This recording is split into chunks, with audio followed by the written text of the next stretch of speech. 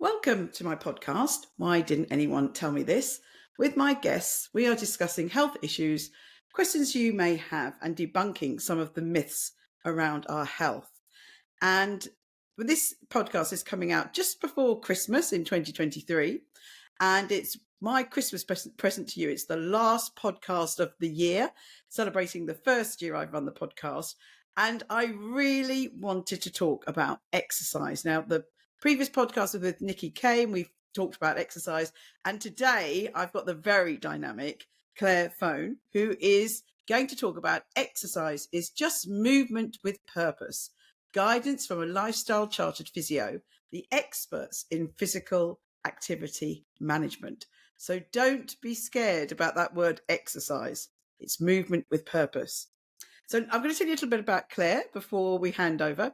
So Clare is an holistic lifestyle chartered physiotherapist, motivational health and fitness speaker, having qualified from Guy's Hospital in 1984 with distinction. She was obviously very young then. And she also has a diploma in health education. And she runs a number of physio yoga lates, a name devised by her, which we're going to hear about today. And these are exercise classes that she mainly runs in East Sussex, where she lives. And she offers one-off classes for corporate companies. Clare has very recently sold her practice, the Westminster Physiotherapy and Pilates Centre, after 29 years, where she specialised in pain management, women's health, and all musculoskeletal conditions. So she's now concentrating on corporate lecturing, lifestyle coaching, and teaching her physio yoga classes. And she has recently established men-only classes, which I think is really fantastic idea, which are proving incredibly popular and beneficial. Clare has always had a specific interest in prevention, and we're going to talk about that as well, and aim to resolve the cause of pain in all of her patients and bring about lifestyle changes through understanding the whys and the no's of, the whys and the hows of the 5 pillars of health, which we will also talk about today. So welcome, Clare. Nice to see you. Oh, thank you, Joyce. Always a pleasure to see you. So I'm really looking forward to our conversation. And exercise, I think everyone does know this now, but it's one of my big passions. I've been very good this morning. We have discussed, we've both exercised. I've just done body attack and then body pump. I always think at the end, why did I do 2 classes? But it was great. It was great. So we'll talk a bit more about that in a moment. But I'd really love to hear, Clare, first about your career journey and why you decided to become a physiotherapist. Well, thank you, Joyce. I'm standing, as many of you might have noticed, and I know Joyce can't because she's actually, there's reasons for the screening. But I'm just going to, just before I even go into that, if anyone is just sitting down and is able to stand, I'm going to very, very quickly go through how best to stand. Now, I know many of you will just be listening to this, but if you all stand up, put one heel in front of the other arch of your foot. So 5th position ballet, if anyone has done ballet. Tense up your thighs, so really tense them up. So push those knees back. As you do that, you're actually going to feel your core muscles. Those, if you feel anything around your tummy, those are your core muscles. The next thing, imagine there's a piece of string attached to the breastbone. Imagine someone's gently pulling that piece of string. So you're just open up. You don't want to go rigid, but your shoulders are just opening up. Gently tuck your chin in, so you're lengthening the back of your neck. Keep hold of that core, and then just take your feet into a neutral position. So your feet are directly underneath your hips. Soften the knees, roll those shoulders back, but maintain your core. And that's a wonderful way to actually start off this little exercise. And there you go. You see Joyce is just rolling her shoulders around. Just take that tension out of your body a little bit. Just get moving. To be honest, if I was doing a corporate class, I'd be getting you all exercising, but we're limited on time. So I'm hoping you're going to be standing. So a little bit about me. I think it goes, I always wanted to do something medical, but aged 11, I went for an audition at the Royal Ballet School and in front of Margot Fontaine. I think my father had lied on the application form because he thought I was so much better than I actually was. And you actually had to do all grade 8 dances. So I was grade 4. So I got to grade 4.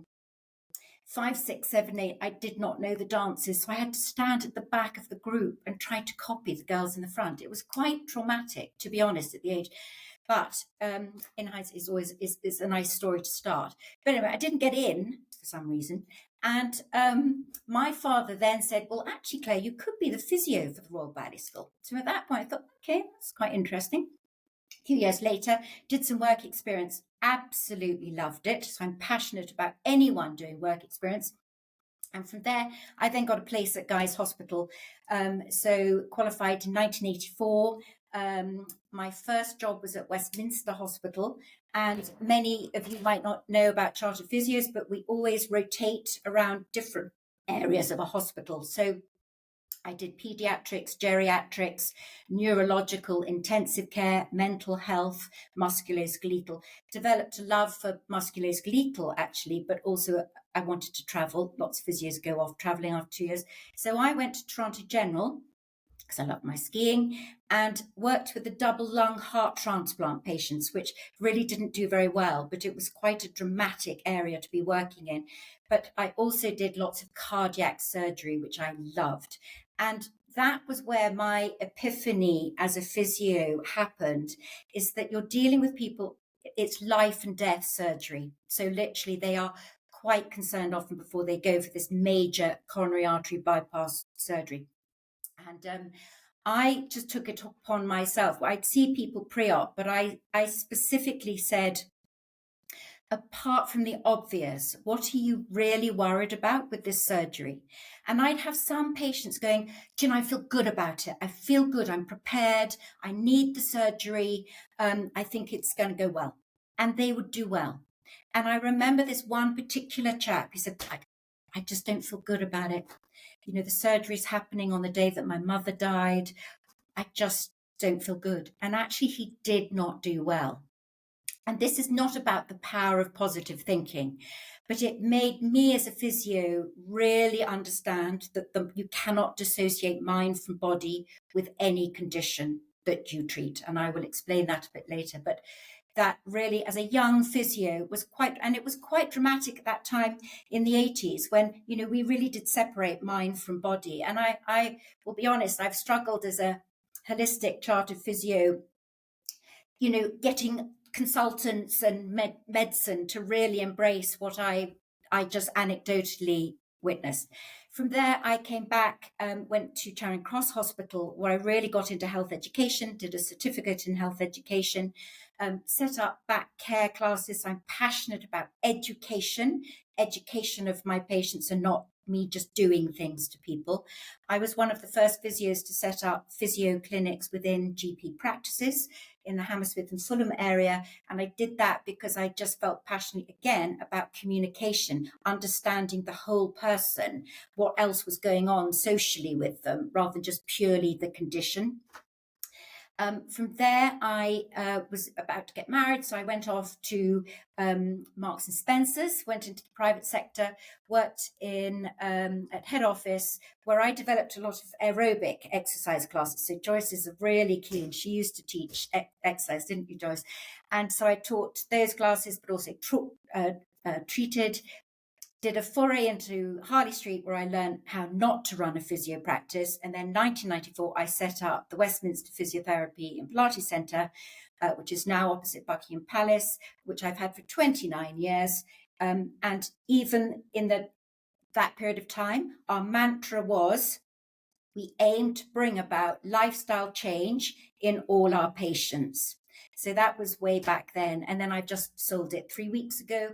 So I'm really concentrating on my corporate lecturing, my physio yoga Pilates classes, and lifestyle health coaching. So that's where I am now. And that's why I am the physio that I am.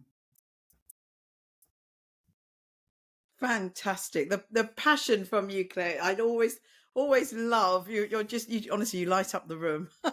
So as you said, I did train in my 20s.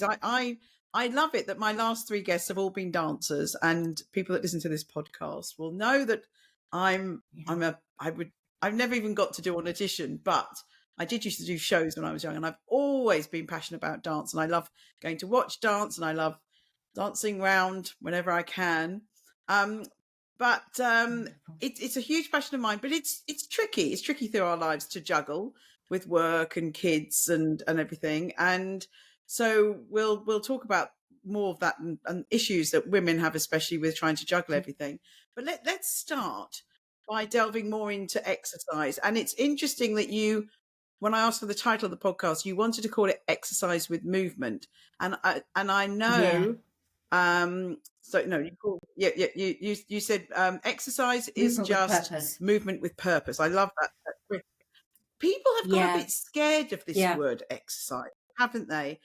So let's talk Yeah. about that. Why do you Yeah. think there's a problem with even the word exercise?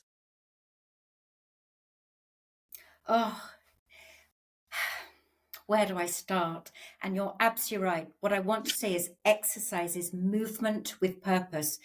All we're talking about is movement. Movement. Let's just talk about movement.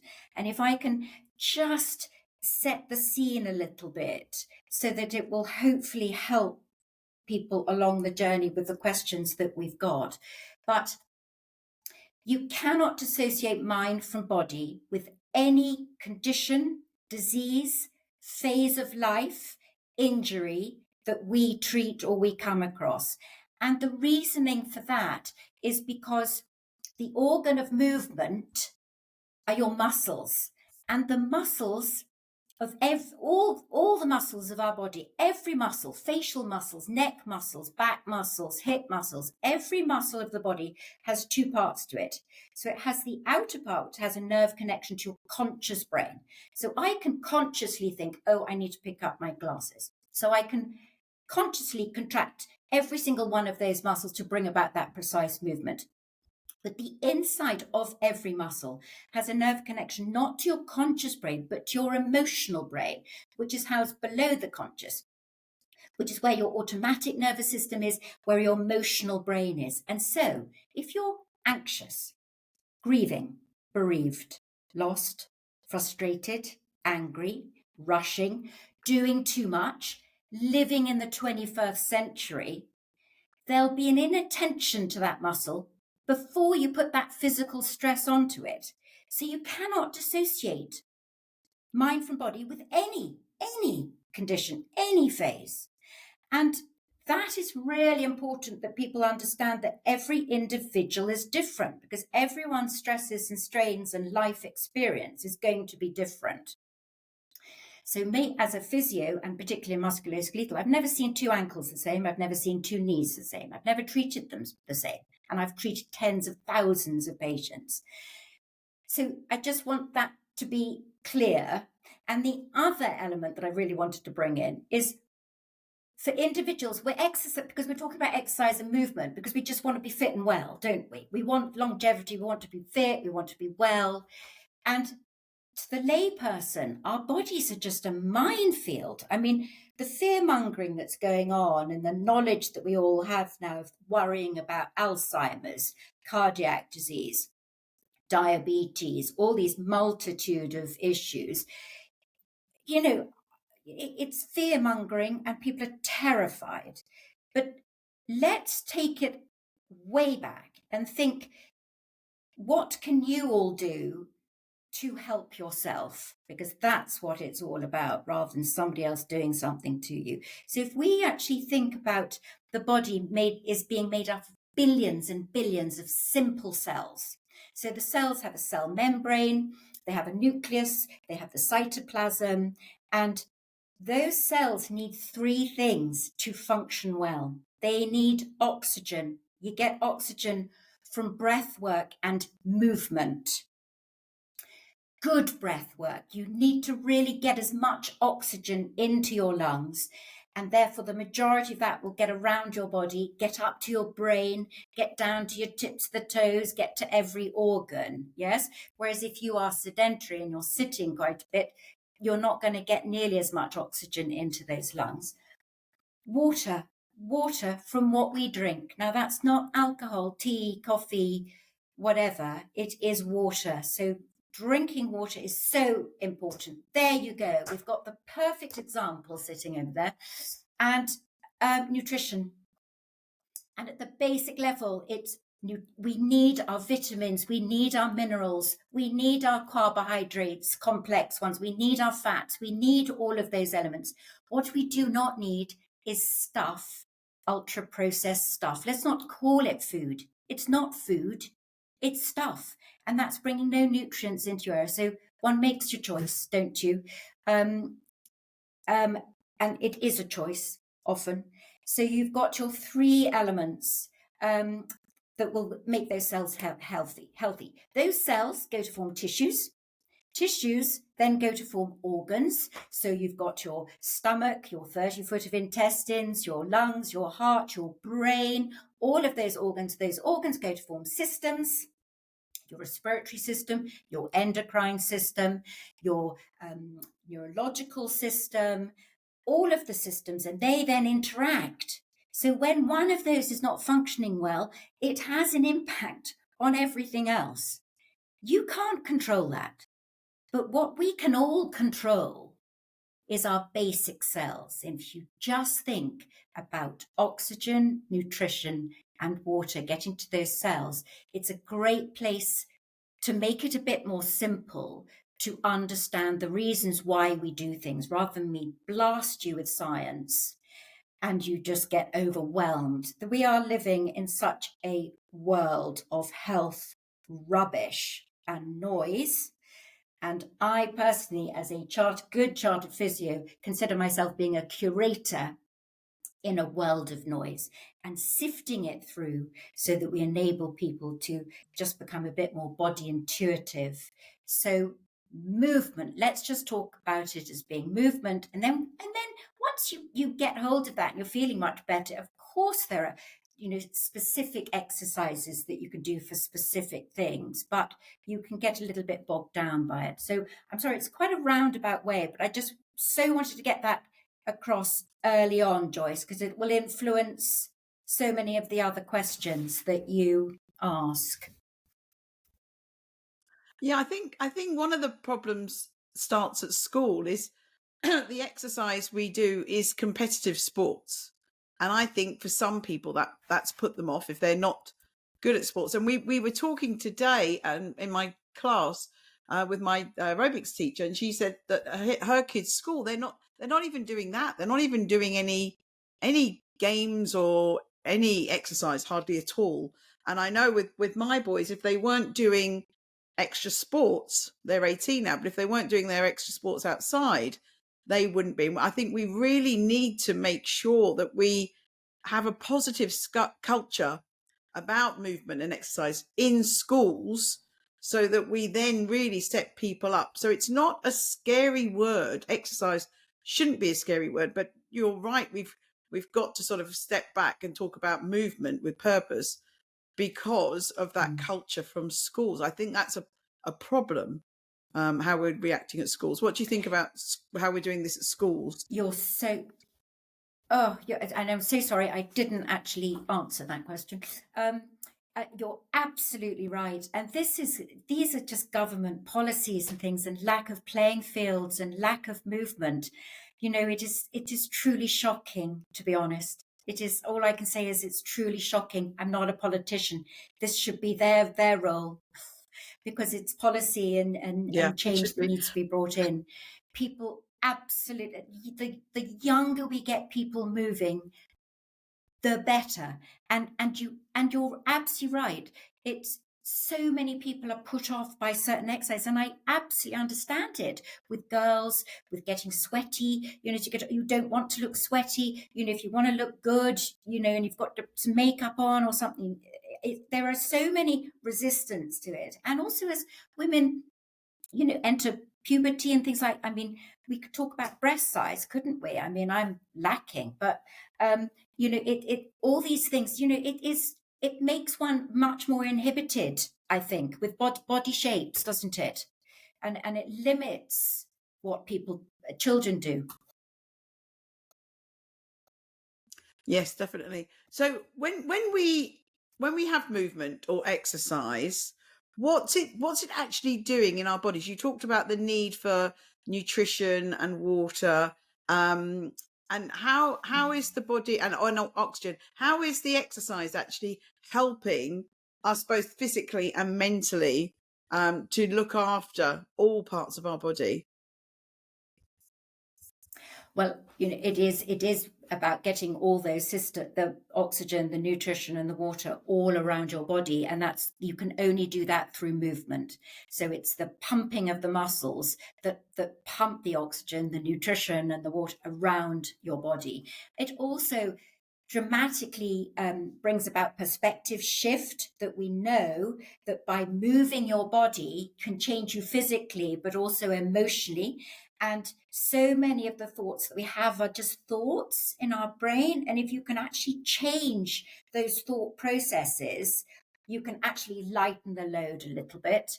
I mean, again, exercise, being with people, that's connection, community, all elements to that have a dramatic change. But it's just the basis of getting all those aspects to your organs, your systems, to keep them healthy. And they only stay healthy by having those three things.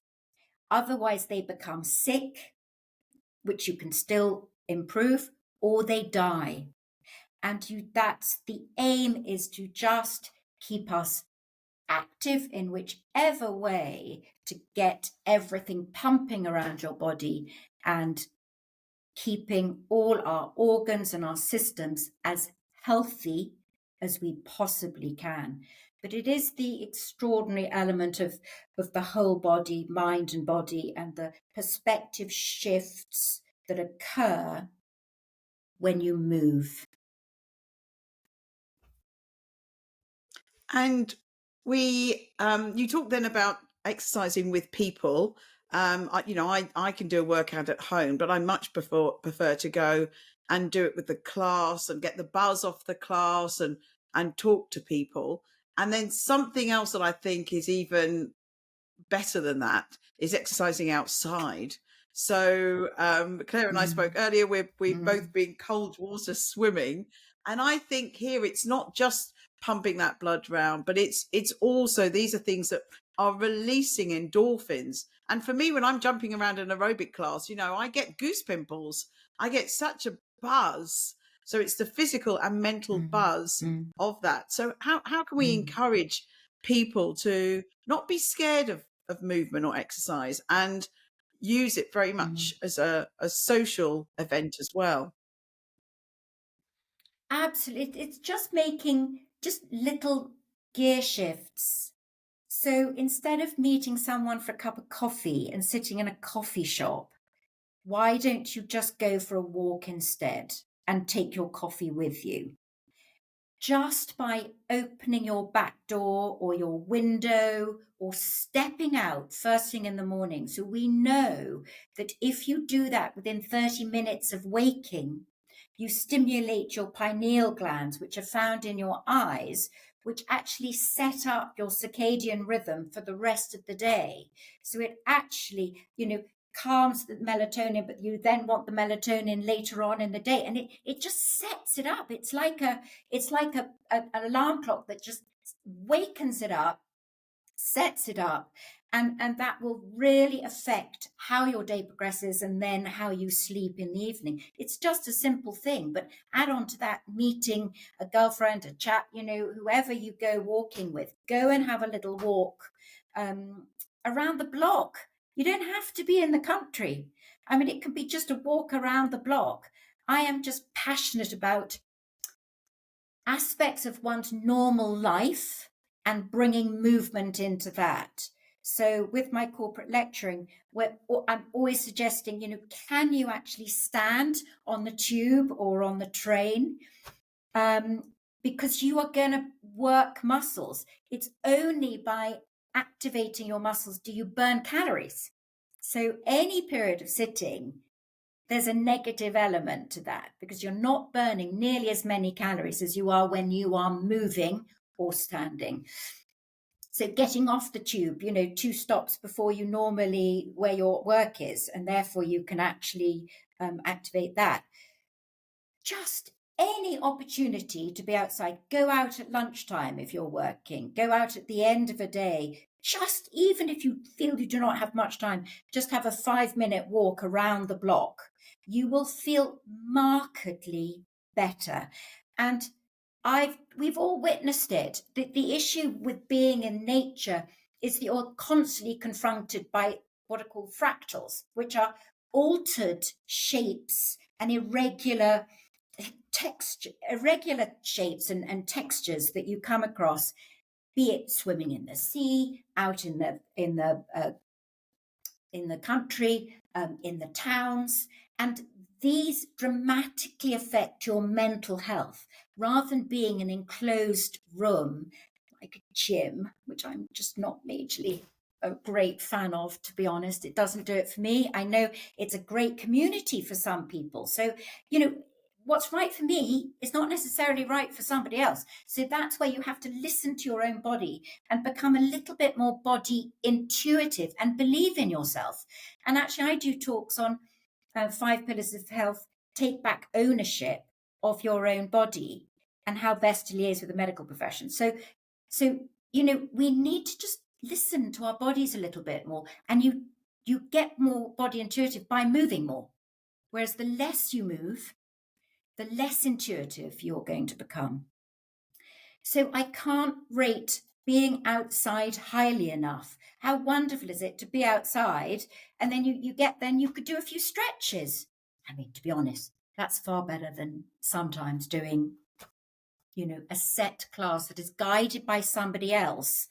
I do feel quite passionately about, if you can try and become more body intuitive with yourself and what's right for you, you will reap the benefits from that, rather than perhaps just relying on an external person to tell you what your body needs. That's a I love that. Big thing, and I get it. We are all so individual, and we're all going to do and enjoy doing different things. But I've heard that before about getting outside within 30 minutes of waking up in the morning.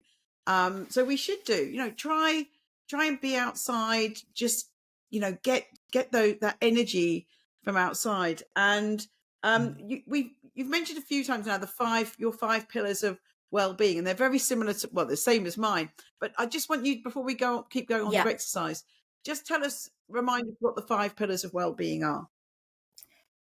Brilliant. Thank you. I'm so passionate about this because I just feel so many of the things that we're fearful of, disease conditions, disease is just dis-ease. You can term it whatever you like. It can be outside, it can be musculoskeletal, it can be this, that, and the other, but it's still dis-ease. And so with all my patients, and it's always a community between the two of us, a communion between the two of us to get the person better. But I would always ask them these 5 areas. So the 5 pillars of health are you exercising well? Now, exercising well can mean under-exercising, but can massively mean over-exercising. My physio practice, I treated a lot of high-end individuals who were over-exercising. They were coming into my practice all of the time with ailments. And they'd walk in and think, yeah, Clare, I know what you said. I know what you said, but I just, I can't stop myself. It is not right to have musculoskeletal problems. That means you're not really listening to your body. That is not good for you. And it is not a badge of honor. A lot of people think, yeah, I've had the spinal decompression, shoulder decompression, spinal decompression. I've had this, I've had that. I'm sorry, but that's not great exercise management, is it? You've got to really listen to your body. So let's be honest, we can very much over-exercise, and that causes many issues. And that's why you have to be body intuitive and start somewhere and see how you feel. If you feel fantastic after doing things, great. But if you're having injuries and you're having physio all the time, that's not great. So exercising, and that comes with breath work, doesn't it? Nearly every single patient that I used to see, I'd have to teach them to breathe properly, because the diaphragm is raised, we're stressed, we hold all our tension up here. So breath work is so important, and I would include that in exercise. The second one is eating well. I'm not the nutritionist, but we all know the basic elements, and we all know what we should be doing. Of course, you can go much further down the line and be a bit more precise if you wish, but fundamentally, we've got to eat nutritious food, fruit and veg, and avoid ultra-processed foods. And again, we can certainly go into more depth on that, but it's fascinating with women's menstrual health, what kind of foods are better at different times and things, but that's another discussion. Sleeping well. We know how valuable sleep is and how important it is, and so many of the population do not sleep well, but there are fundamentals that everyone could actually be doing to bring about a better sleep pattern. And then there are some people who do have insomnia, and one should seek help for it, because it is a major influencer then, isn't it, on what we eat, how much we exercise. So that has that ripple effect.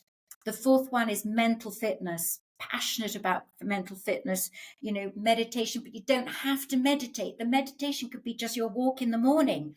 It could be you stepping out with your, cup of tea or something, just sitting out, looking at the birds, hearing the birds.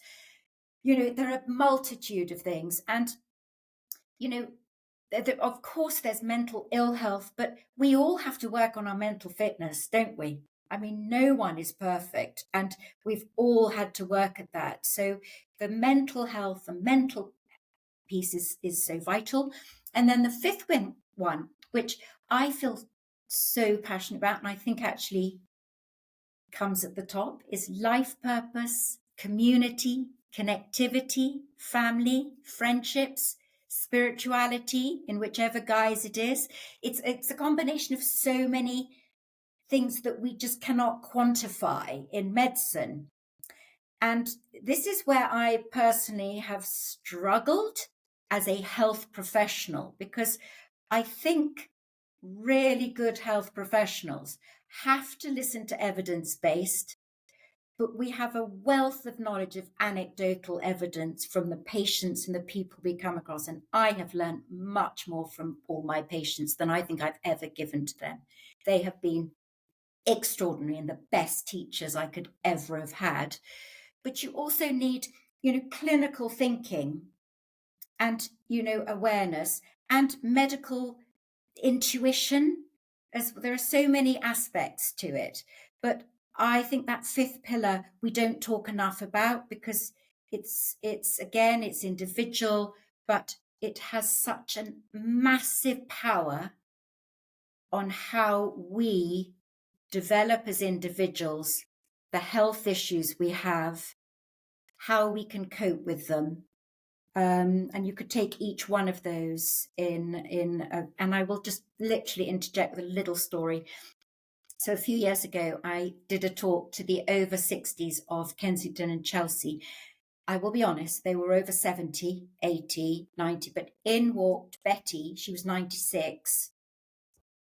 Chanel looked gorgeous.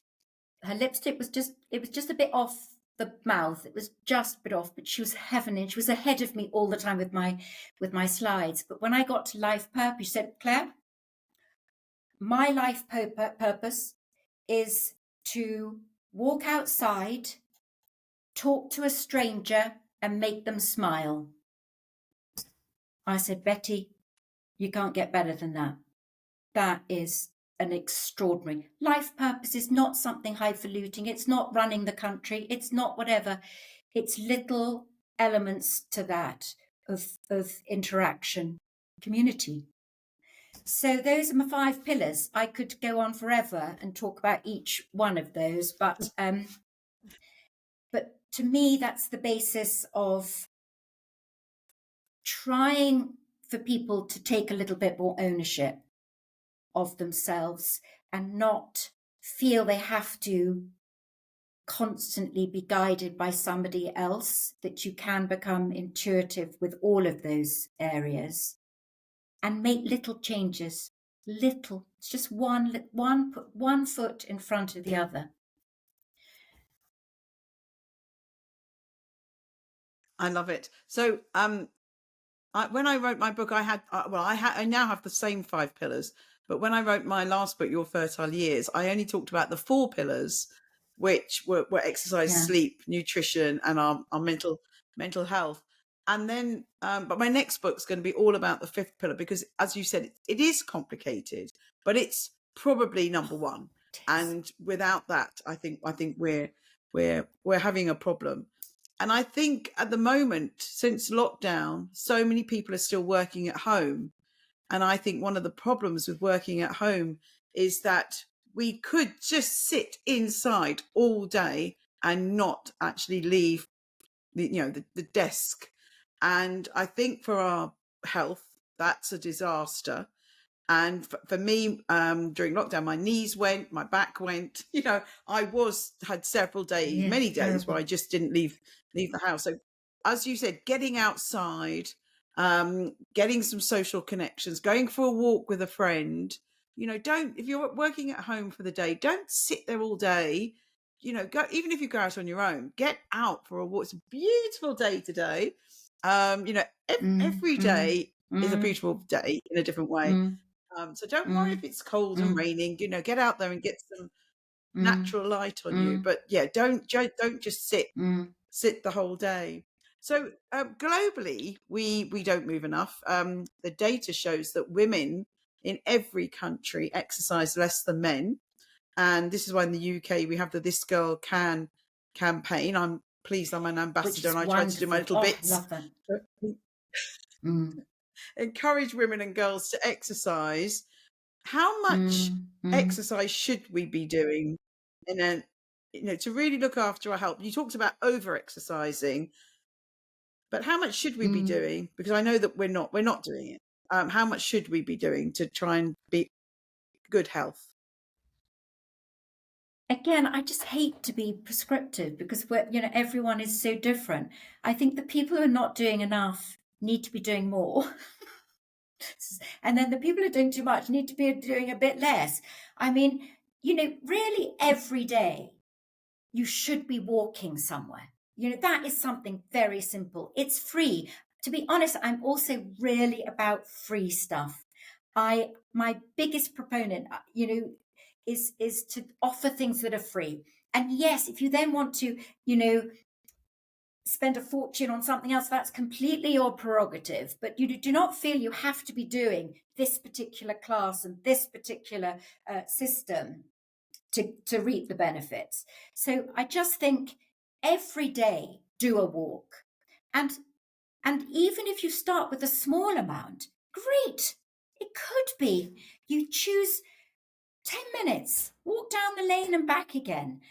I was such a proponent with my patients very early on I would literally sometimes give them one exercise to do. Get out of bed, get on the floor and just do one. Just one. And they would always do it. But when you're down and you've done one, you're much more likely to do a few more. You think, oh, well, I'm here now. I've got a bit more time. I'll do a few more exercises. If I said, right, I need you to do these 2 hours of exercises, well, they would have not done it. Start small and build.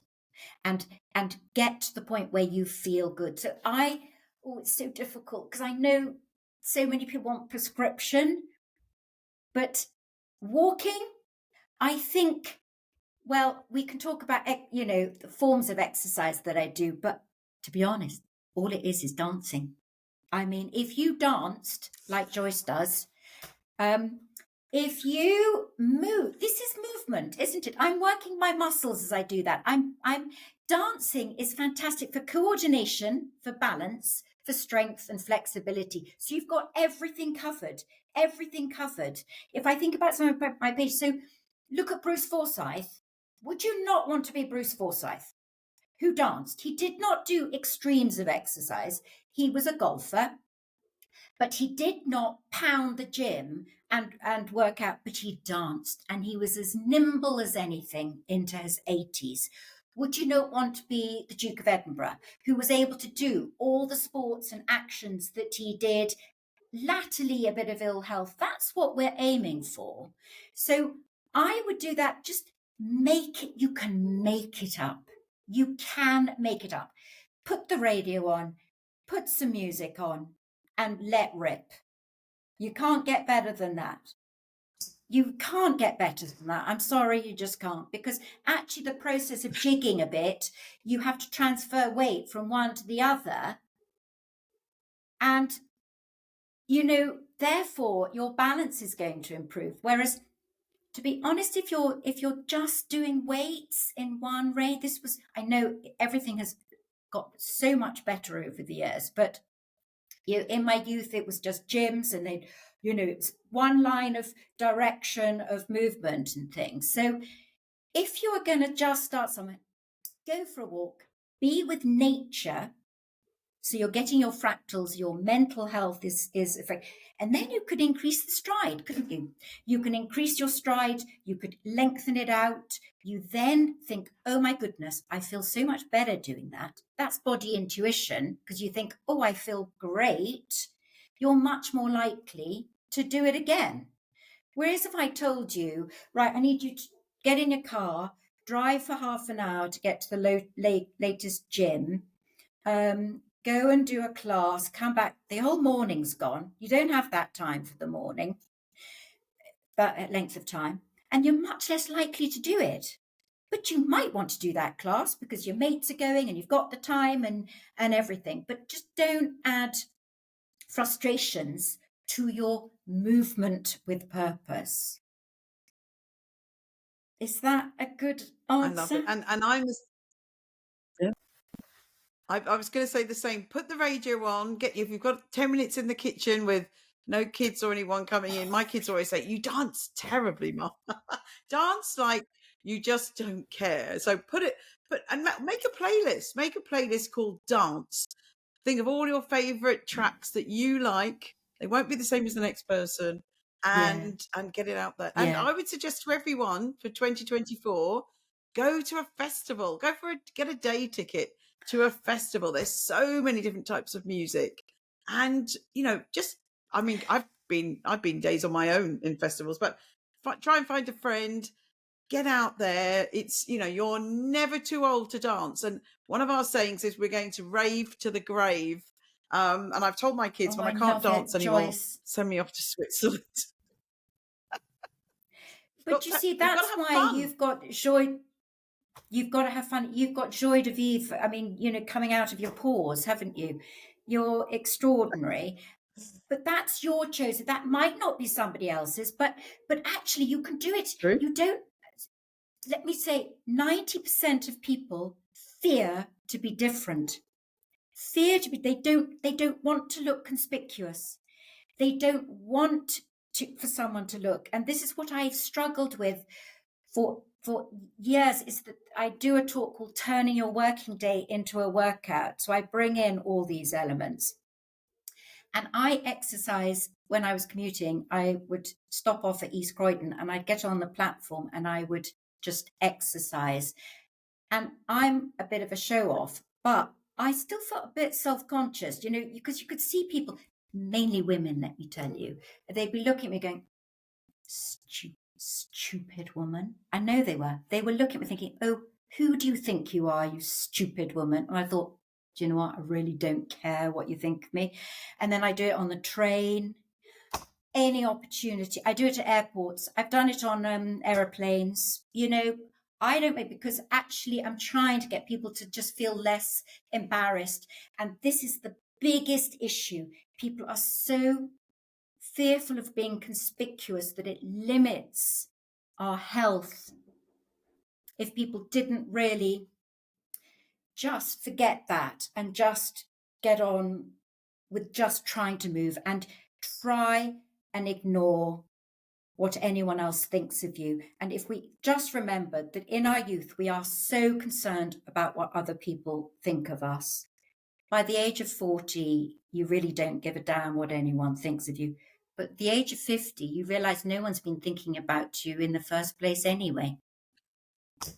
So, I'm passionate about, but I get it. Some people are very reserved, and maybe we'll get on to talk about my men only class, but that's been joyous. But we just have to realize this is our body, and it's not, you have to, we're always worried about what other people think of us often, and it stops us doing things that we really should be doing, which is looking a bit stupid. Yes, definitely. Now, as you age, let's become more carefree. Let's make it fun, and just do what feels good for us. When I have a lot of aeroplane flights, unfortunately, and I get up every hour and I go near the toilet, and then I do some squats, and I do some lunges, and I do some stretches. But I've never seen anyone else do a squat or a lunge on a flight ever. And you know what? I just don't care. I'm sure they're all good thinking, "Oh, that's a really good idea." But I just do it.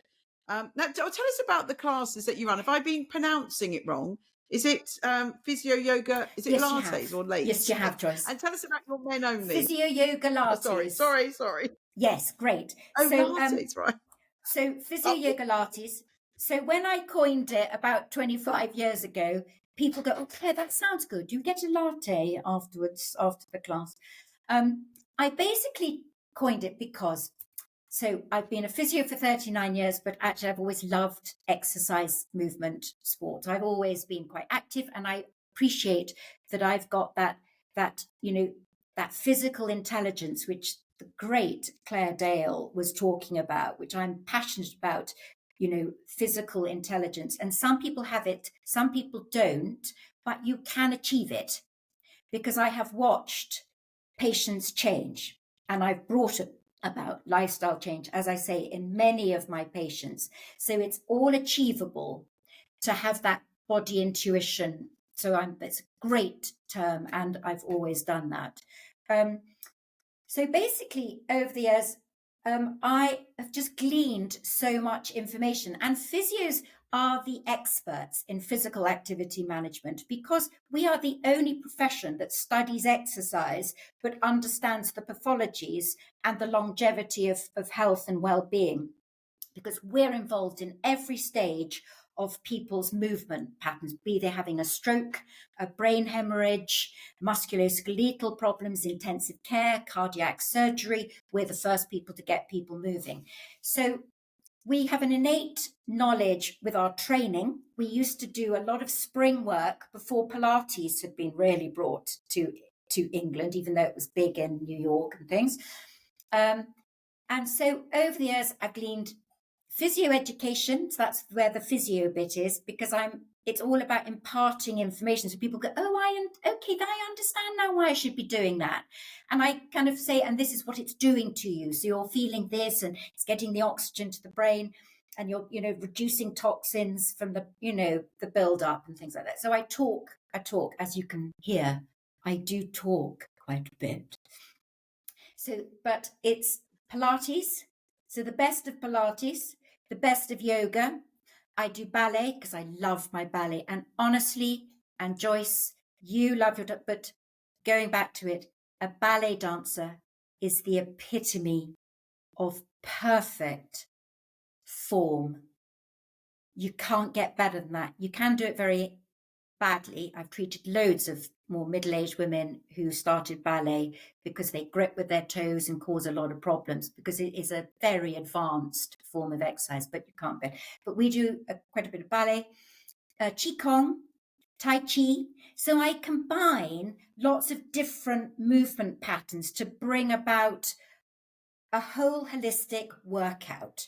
So it's not just one strength training. We do use TheraBand quite a bit because, strengthening resistance work is very important, but that does not have to just be free weights.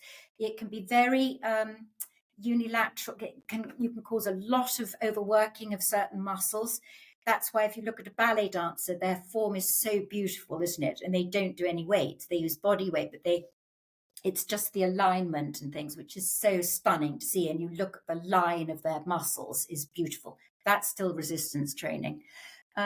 So it's a combination of everything. And I've taught these for 25 years, taught them in London. I moved to East Sussex 15 years ago, so I've been teaching there since then, and they've just grown. So I do it online alongside physical attendance. So I do an over 60s and an over 50s, but we're all getting a bit older. So I started these in my 30s, and now I'm an over 60. So, but I love it, and people really benefit from, because it's an education. It's an education as well. And our aim as a physio is to educate and motivate. It's not just to do, it's to educate and motivate. And then, oh, my men only, because I've treated so many men over my years, and they're often, consider themselves incredibly fit. So I will ask about their fitness. Yeah. I'm, cycle, and I'm in the gym at 4 a.m, and I do everything. I say, great. So I take them through to the gym. This is not all men, but and then I test them with some coordination exercise and balance. Can't do it. They just can't do it. And they're very stiff and rigid. And they are naturally stiffer than women. We have all our hormones. We have, relaxin and our estrogen and all these hormones which bring about a bit more relaxed tissues. But I think it also comes from, women are just a slightly different breed. I know, again, we're all individual, but men can be a little bit more closed and a bit more conspicuous. So I've taught so many public classes in front of Westminster Cathedral with 60 people attending, or on the rooftop at Cardinal Place. 49 women, 1 man. So, the men are just not so keen to come to these classes, because I think they feel, one, they're a bit competitive, and so, they can't do it. So they think, oh, well, what's the point? So I have established men-only physio yoga lattes, which I've only been doing for the last month. And it is word of mouth. It's friends and people that I know. The change is extraordinary.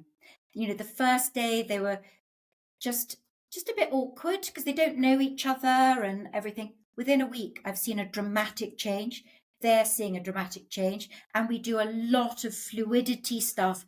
No one really cares now what they look like. And they have dramatically changed their range of movement. Coordination is better and balance. So I do think sometimes separating men out, we could then get men becoming much more flexible as they age, and better coordination, which is so important for longevity. And I'm a tennis player and I play at my club, and there are some brilliant, really sporty men, and they are really struggling as they get older with knee issues. They have recurrent injuries, and all this is preventable with flexibility. If you improve your flexibility and your coordination and your balance, as well as strength. So it's been really joyous to me, actually, and I'm a real proponent of it, because I think they are so benefiting from it. I think it's a tremendous idea, Claire. My classes, I did 2 today. One had no men in, and one had 1 man in who came with his girlfriend. Yeah. But you're right, because your Yeah. classes are doing everything. They're helping flexibility, balance, coordination, which men traditionally are just going to the gym and they're pumping some weights and they're doing a few machines, but they're missing all those other areas that you're covering in your great class. So I think that's great to do a men only. That's a great idea. And you talked about preventative, being strong through our movement and our exercise really does prevent. And you also just mentioned there about the long-term illnesses. And we know a lot of data about cardiovascular, Alzheimer's, diabetes, cancer. With our exercise and movement, we can reduce the risk, and especially looking after our pillars of well-being. It's really, we've got so much data about that, knowing that it does There is prevent so much data. these diseases. So it's so important. It's really important. So There is let's so much move data, on now. Joyce. Yes, we just need to let everyone know. We've just got a few questions now before we move to the end, specifically about women. So Yes. the menstrual cycle, obviously our hormones are sort of going up and down and cycling through our body. I talked a lot on the last podcast with Nikki Kay about this. I've heard different views about exercising with our menstrual cycle. I've read a lot about the female athletes and sportswomen, that now some of the training is to work with their menstrual cycle because the hormones make us feel physically and mentally different throughout. So what's your view on that? Do you think during our menstrual cycle it's we could do the same exercise the whole time, or should we go with our body? We're probably feeling more yoga-ish towards the end of our cycle, but maybe in the middle of our cycle we want to do something much more energetic. How do you think women should deal with exercise in their menstrual cycle? I'm quite passionate about being aware. And we are both, aren't we, Joyce? We're passionate about just educating women so much earlier, from pre-puberty through puberty, pregnancy, nurturing phase, and the perimenopause, menopause. And I think if we understood it much more and understood the areas, we would be so much better prepared. And that's what we're all about. Again, this means then that you have to be a bit body intuitive. So I think body intuitive people will absolutely recognize, I just want to do lower key stuff. I want to do a bit of yoga. And actually, in hindsight now, and I certainly wasn't fully educated about my menstrual cycle. I didn't take the time to really understand it as a young girl. I wish I had, actually, but now we've got this big movement to educate women throughout the whole phase. Let's not just take perimenopause, menopause on its own. Let's just take the whole journey and educate women. So I think you're going to have some women who do it naturally, and they will think, gosh, I've got lots of energy. And I remember that so well, of that period when, once you had your period and then within days of that, this energy, I'd feel this creativity and energy and ability to just conquer the world. And then you'd have that build up to your period where you just felt a bit lower, a bit nurturing. And I think that's such good information for women to understand, the progesterone building up to so actually lower, gentle Pilates, yoga at that period. And then if you recognize that you've got lots of energy, that's when, if you're wanting to train for your marathon, you can train for your or you want to do your HIIT, or you want to do your weights, then that's a good time to do it. But many people are not that intuitive still, and they can achieve it, as we've discussed. So I think women understanding those different phases could really help them. So I'm as a guide, it could be a guide. I don't think you should be absolutely set in stone, but actually as a guide, understanding that the different hormones perhaps require slightly different things. But if you think, gosh, but I feel fantastic and I've got lots of energy, then go with it. So as a guide, I think it's really useful. And that's Mindy Peltz, Dr. Mindy Peltz. Have you read her book? It's marvelous. But she's a great proponent of that. And it's all in the education. And then if you're going to take that and you think, gosh, I now really understand that, you can then make that choice, can't you? Rather than somebody else telling you what you should be doing. And even in my classes, I've got a lot of my friends who come. So we're now entering our 60th decade. And sometimes, I always say, listen, do what if you feel you've got energy, go with it. If you're thinking, oh, I'm feeling a bit low, then just go with it. So I hope that's answered your question. I think there's a real value to it. Yes. And as we keep saying, we're all individual. And for me, all of my life, Mm. one reason I've wanted to do the really high impact is because I know sounds a bit odd, but I have too much energy, and I feel if I don't get rid of some of it, I will go a bit crazy. So for me, I know yoga is really important, and I do it, and I prefer body balance. Because I'm not very good at being still. So we've got to do what's right for us. That's the key. Absolutely. And you know your body and hence your dancing. I mean, that's going to expend a lot of energy.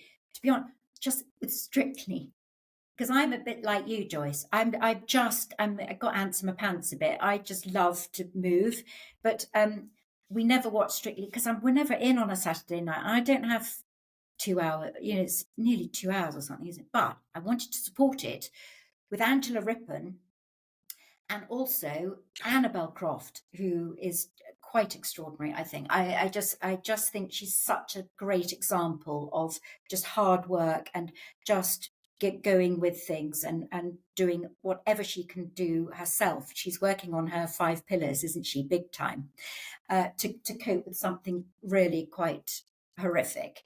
And so we sometimes on a Sunday night fast forward it. But I dance behind the sofa. My husband won't do it with me. He says, "Oh gosh, honestly, Claire, you really do look ridiculous. I mean, what do you think you're doing?" I'm sweating. I'm sweating behind, and it is an amazing workout. I mean, you wouldn't want to video it, but actually, why are people sitting watching somebody else dance? I can't quite understand that. And I'm sure many people are moving, but these are little examples. I just think,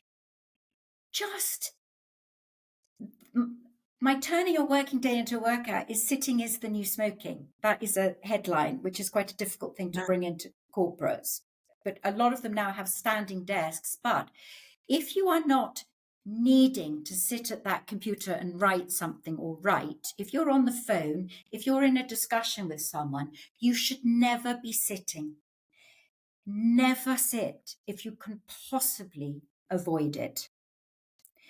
Because the compression on all your internal organs, if you think about men, the prostate has very poor blood flow anyway. So if you add on to that layers of weight, but also weight bearing down on that area, women with your uterus, with menstrual flow, a flow needs to happen, doesn't it? And gravity needs to be assisted with that. And I think it's a known thing with endometriosis that actually to move and get the movement of the menstrual flow better can really help with some symptoms and things. So avoiding sitting at every opportunity. My son told me that he'd read, so he's 18, so whatever media he's being fed, he had read that sitting is the new smoking, and that if you sit for a couple of hours, you might as well have had a cigarette. It's so bad for your health. So it's good that it's getting to the teenagers. So no sitting, everyone. We're going to stand up after we've listened. After you've listened to this, or stand up while you're listening. And also, people listen to podcasts walking, which is great. So, Claire, you mentioned the menopause, which is fantastic. So yes. Let's have a little chat about the menopause. So we've got 2 stages, really, in my view. We've got the perimenopause, which is this difficult transition for many women. But for me, I always tell everybody I exercise through my perimenopause. And then we'll talk about the postmenopause as well. And one of my students a couple of weeks ago said that she thought that women at postmenopause were past their prime. I'm sorry, Claire, you're going to hate that. Gosh. We're not past I our just prime. can't bear it. We're in our prime. I keep saying we're in our prime. So I'd love to hear your point of view. How can women help with movement and exercise during perimenopause, and what do they need to consider postmenopause? Well, it is so important, but again, it's I so want to take the conversation even further back, because the better your understanding of your body in your youth and navigating these phases. And I think what is so wonderful is that we are talking about it more. And I'm just loath to just talk about perimenopausal women as if nothing's happened before and suddenly they've got all these symptoms, and what do you do about it? And completely understanding that many women, do have nasty symptoms, and it comes at a bit of a shock. But I think if we can get that education much earlier at really getting more people understanding that they need to move more, I think they would enter that phase so much better. So rather than us just targeting that group, let's talk about it earlier. But this is a time to just keep, well, if you haven't done any exercise, so let's look at that scenario. If you've not been an exerciser, I'm afraid you are going to have worse symptoms. If you have not worked on your 5 pillars of health, when you get to the perimenopause, so many conditions, we've got to just talk about the general population who can be helping themselves. We know we've got surgical early menopause. We know we've got breast cancers. We've got so many variables, but there is a group of women who could have been doing so much more to enter this phase if we knew about it. Again, I had the same. I didn't really understand it when I entered it, but now, I'm informed, and that's why, we're involved as well. Joyce, isn't it? That's partly why I got involved, is the education side of it. Exercise is key, as is trying to eat well, sorting out your sleep, looking after your mental health, and continuing to have your life purpose. But, everything collides this time. We do talk about this being a midlife period. It's complicated. It's complicated for men. It's complicated for women. But you cannot then put it all at the blame of perimenopause, menopause. It is a combination of our lifestyles, which are tough and hard work. I absolutely get it. But we must work at all of those elements.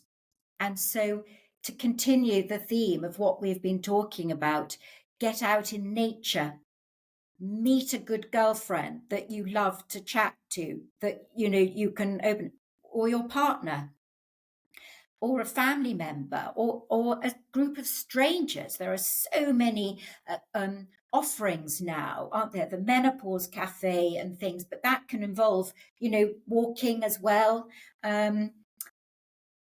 Groups. There are so many exercise classes you could go to where you could get a bit of support that way. If you choose an over 50s or an over 40s exercise class. But rather than recounting everything that I've said, yes, exercise is absolutely key. But we do know that as we get older, the resistance training really does have a value, rather than lots of high impact, long endurance running and things. So you have to listen to your body, but but again, remembering that resistance training is not just free weight training. It can be body weight training, it's yoga, it's Pilates, there's a lot of resistance training, TheraBand. And again, free weights have a value, but you really have to have good form to it, because we treat so many people who are over lifting far too heavy weights for them. And they're developing muscle imbalances, which cause joint injury. Once you've damaged a joint, there is no return. There is no return. That's why, we now see people in their 30s having total hip replacements. And that's often due to excessive exercise, the wrong exercise, or not enough exercise. Whereas when I was a newly qualified physio, you didn't see anyone under 70 having a total hip replacement. So the joints are valuable. They don't heal. Muscles heal, But form and positioning is so important.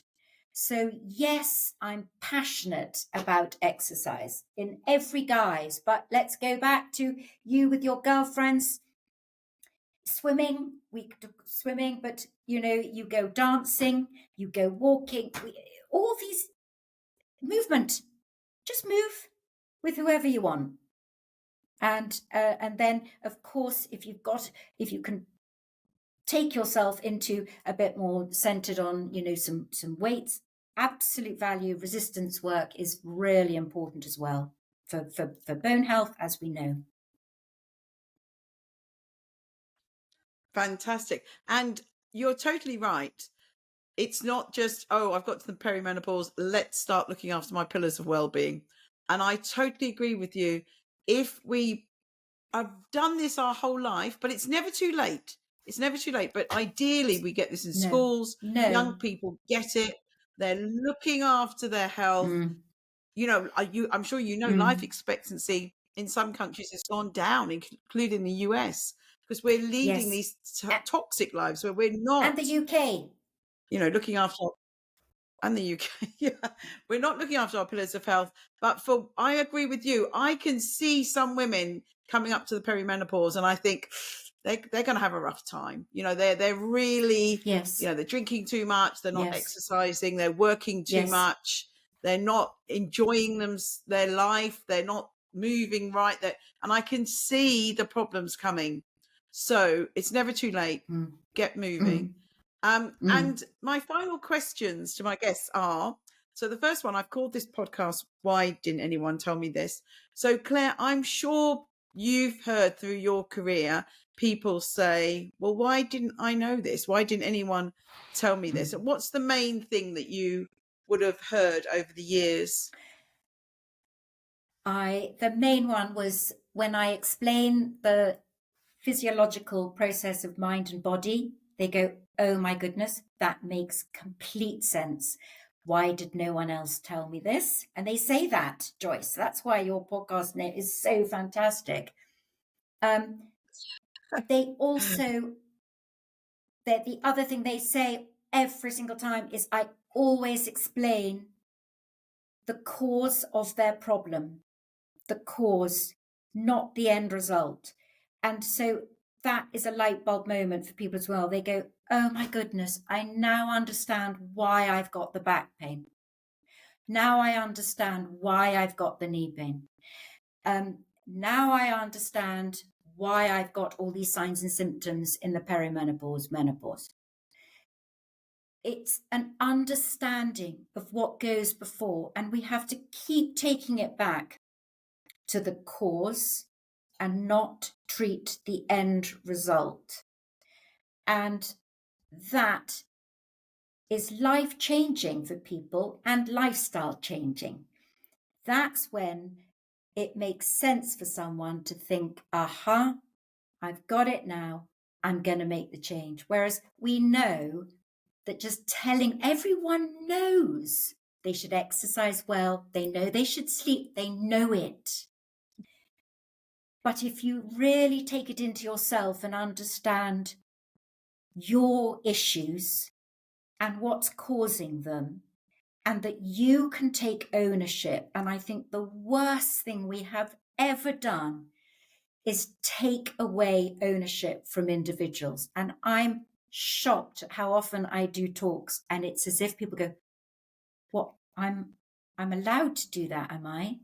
For my body. I'm thinking, this is your body.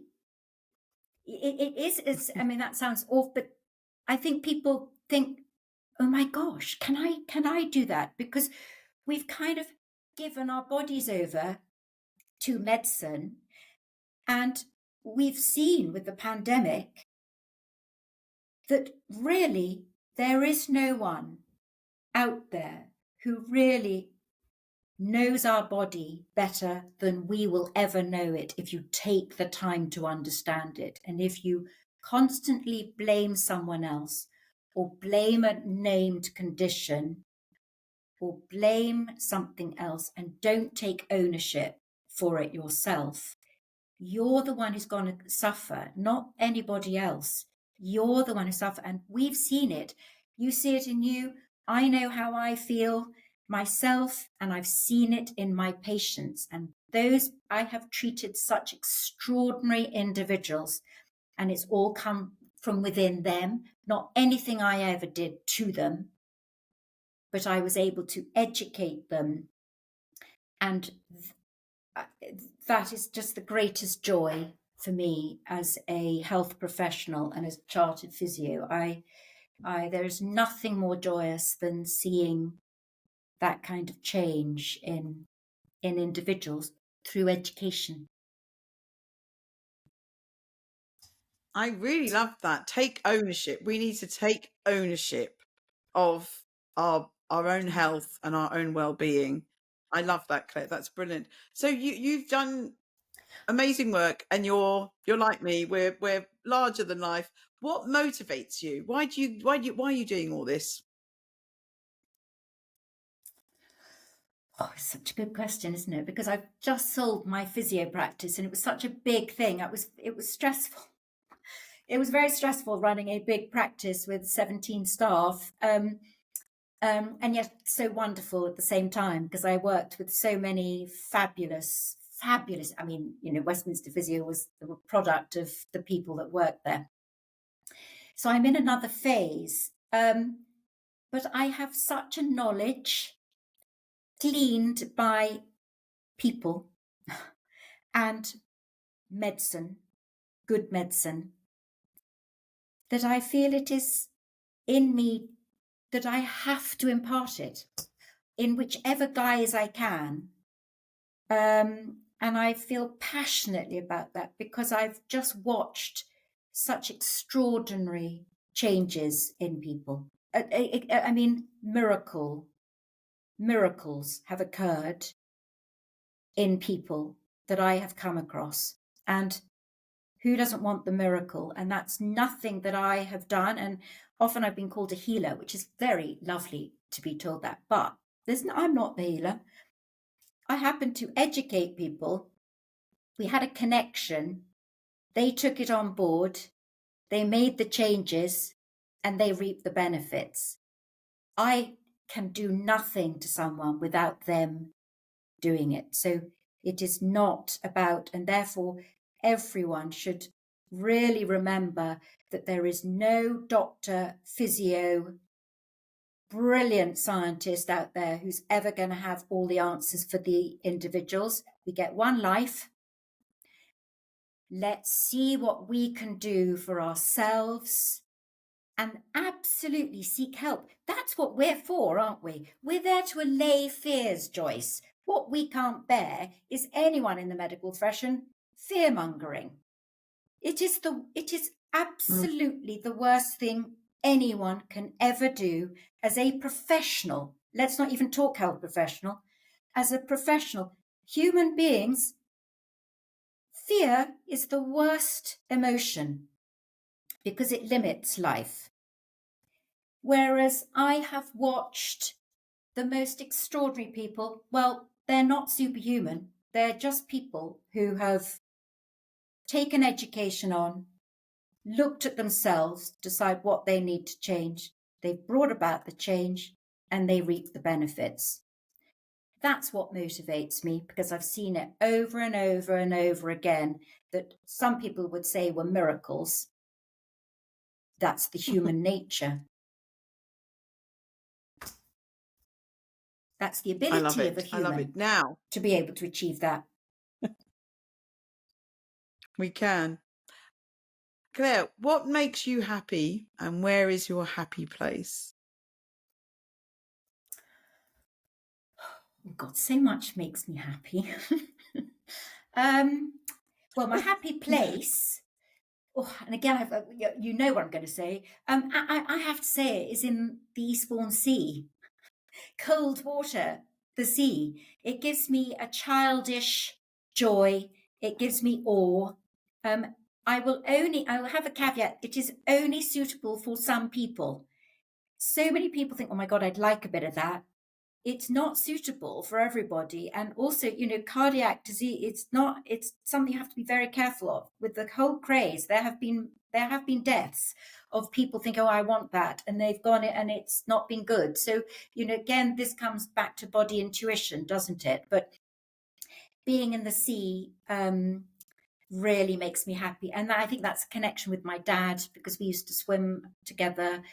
He was in the army, and so we were based out in Malta, and we used to swim together. And then we used to holiday in the North Cornwall coast, and then we go to Mull every year, and it's freezing up there. But oh my goodness, the benefits are so extraordinary. So it just gives me girlish joy. What makes me happy? Dancing. A glass of champagne with my family and good friends. I'm afraid it just is my most gorgeous thing. If I can just have a glass of champagne, well, or two. I love that. That sets the scene, doesn't it, for a lovely evening. So many things, but community. That gives me great joy, and my patients have given me great joy, great happiness. And life makes me happy. And being postmenopausal. Claire, I agree with you on every one of those. And my friends will tell you, I don't drink much alcohol. So if I'm going to drink something, I really want it to be a glass of champagne. And I have since I was 18. When I was 18, I said, I'm not. Give me the glass of champagne. Oh, God. So we'll have to have a glass of champagne soon. Joyce, you are. We're going to have to go swimming and have a glass of champagne afterwards. Oh, I'll bring some nice love that. Moet or something. Now, the last question. Brilliant. What advice would you give your younger self with wonderful hindsight? Oh, do you know? That's a very good. I think my youth, I was quite joyful, but I would say to my, adult self, don't take life so seriously.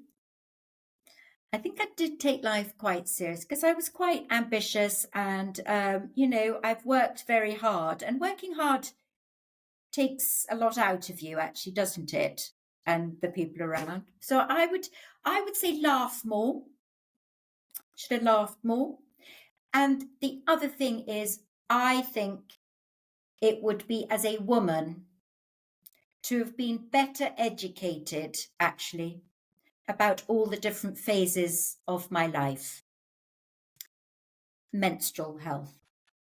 I think that would be such an amazing thing to offer women, to really have that off pat so that you really understand, because I genuinely think we could limit so many ailments and distress in people if we had better better knowledge, better education. Yeah. I'm working on that. So that's very good. I know you are. Very hard. Very hard. We'll try and crack that. Well, Claire, thank you so much. It's been absolutely wonderful. And if anyone's listening to this and they're sitting down, please can they stand up? Please can they put some music on, dance around their kitchen like you just don't care, and make sure you keep moving. Think about what's right for you, not what's right for anybody else. And yeah, that was so wonderfully educational, Claire, and you've given so many great hints. So coming up to Christmas, I don't want people to sit all day inside eating, drinking, get out there, go for the walk, everything in moderation, and listen to Claire's wise words. So thank you so much for coming on the podcast, Claire. I've so enjoyed talking to you. Thank you so much, Joyce, for having me on.